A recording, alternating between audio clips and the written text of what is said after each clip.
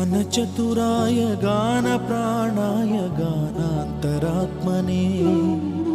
गानोत्सुकाय गानमत्ताय गानोत्सुकमनसे